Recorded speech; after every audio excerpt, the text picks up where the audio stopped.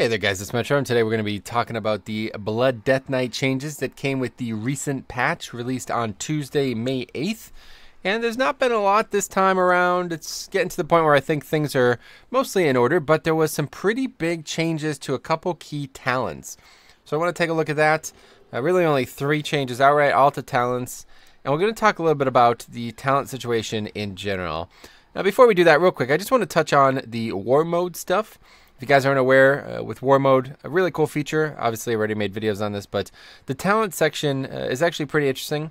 Some very cool stuff as Blood DK. So I'd love to hear you guys' thoughts on whether or not any of these are particularly imbalanced or particularly need fixing. You know, maybe they're not working properly, something like that. You think they could be better.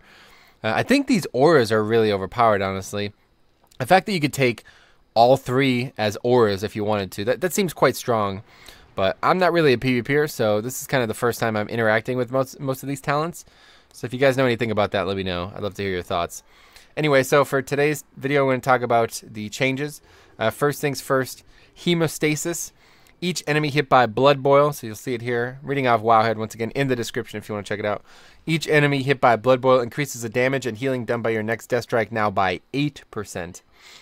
So it was previously 10, stacking up to 5 times, and obviously each enemy hit by a blood boil. So, you know, originally when I first was testing out some of these things, I didn't realize that this is how it works. This is actually a really good talent, has been really good on the beta. It's actually really good in pretty much any content where you're struggling to survive throughout. Now, another thing I want to talk about today is the viability of each talent tier, especially after these changes. So them nerfing that feels pretty good because I think consumption is still weak. And it fills a really important niche, but that niche is not good enough to make up for the loss of DPS that you're going to lose by taking hemostasis. And frankly, even rapid decomposition isn't that bad either. But that's mostly only because how good Blood Plague is. Death and Decay is terrible, by the way, guys. It's like the worst spell in the game. So, I don't know. I think this version of rapid decomposition would be good if we still had Umbilicus Aeternus. Actually, would be insane. But as of right now, it's pretty weak. Hemostasis is still going to be the best DPS trait on this tier, if you ask me. And then consumption is still, like I said, fills a really solid niche. But I would like to see consumption's damage go up. Or either that or the CD be lowered again. But one way or the other, that tier is still quite competitive, if you ask me. Hemostasis still being very strong. And now the next one is Mark of Blood. Places a Mark of Blood on an enemy for, let's take a look at it here. Places a Mark of Blood on an enemy for 15 seconds, down from 25 seconds. The enemy's damaging auto attack also will heal you, blah, blah, 2%. But now the cooldown has been changed from not having a cooldown to 6 seconds.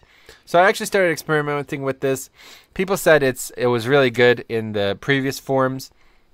And I guess I understand why. You know, it didn't have any type of cooldown. So with, you know, a bunch of free runic power that you get on the pull here, you could pretty much put it up on multiple targets. It would stay up for 25 seconds. That's pretty long. So keeping up on a single boss, you know, that's quite easy mode. And people were saying that, you know, I should have been using it from the get-go for pretty much all the Mythic Zeros and stuff that I was struggling with. But it's hard for me to conceptualize how it could be better than 15% leech in AoE. And frankly, Bloodworms was really, I don't know, it still is, but Bloodworms was really overpowered for damage. The Bloodworm itself does a ton of melee attack.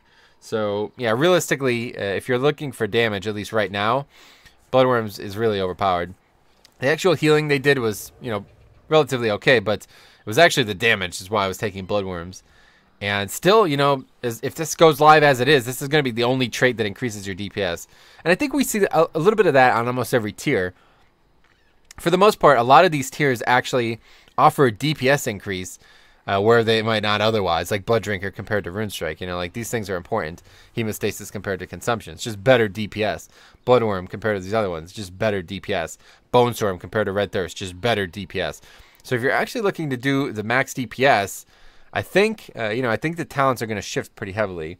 Anyway, the final change, which is definitely the most important one, Ossuary. So Ossuary used to allow your bone shield to store up to an additional 5 charges. So you remember the last time we talked about this, you know, this was interesting. It allowed you to have, you know, 15 stacks or whatever, a bone shield.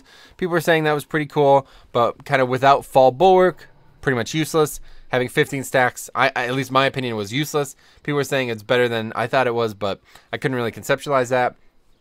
So they also changed when it was. So basically, what they did was they made it the old ossuary. I'm pretty sure they just completely changed it back to the old ossuary. Well, you have at least 5 bone shield charges. The cost of Death Strike is reduced by 5 runic power. Additionally, your maximum runic power is increased by 10. So it's just back to the way it was. And again, I think it's probably the best talent. I don't know. I've been using Tombstone a lot. And now recently I've been trying Mark of Blood instead of Tombstone. And they both seem good. Like I said, you know, Mark of Blood is still interesting. But I just can't help but think that Voracious over the course of an entire dungeon is just going to be better. And, you know, maybe for raiding too. I don't know. It's difficult to tell because you have to get hit for this to happen. So Mark of Blood is terrible on any situation where you're not actually being hit. But it will, I believe, the enemy's damaging auto attacks will heal their victim. So it is actually pretty good utility for your other tank. Like, you know, if the tank is tanking, he's getting healed for it instead. But, you know, realistically, there's a lot of fights where you're both taking damage, even though only one is tanking. Like, Iminar is a great example of this. And that's a fight where Mark of Blood just does not help you heal. You know what I mean? You're not really going to be getting meleeed by the boss at any point in time when you need to be healed. And, you know, there's a bunch of other fights like that, really. So, I don't know. That's the thing that comes to mind for me. And I think the tiers are getting more and more competitive, frankly. Like, that was my big concern, how competitive some of these tiers were going to be. And, you know, especially coming off Legion, there's basically hardly any competition whatsoever for some of these talent trees, for some of these talent rows, I mean. And this time it's a lot better. So, you know, if anybody has any questions or any commentary, let me know. I'd love to hear what you guys think about the PvP talents, which ones are good, which ones are bad. But that's it for this week. Not really much going on the Blood Death Knight front.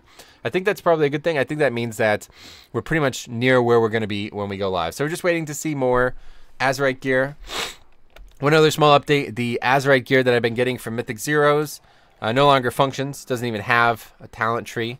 The old Azerite gear still does, so that means that still is there. You can't change it, but I have a piece. Oh, yes, that's weird. So I have old pieces here that I can't actually select anyway. So I don't know. Maybe something's changing with Azerite gear. We don't know.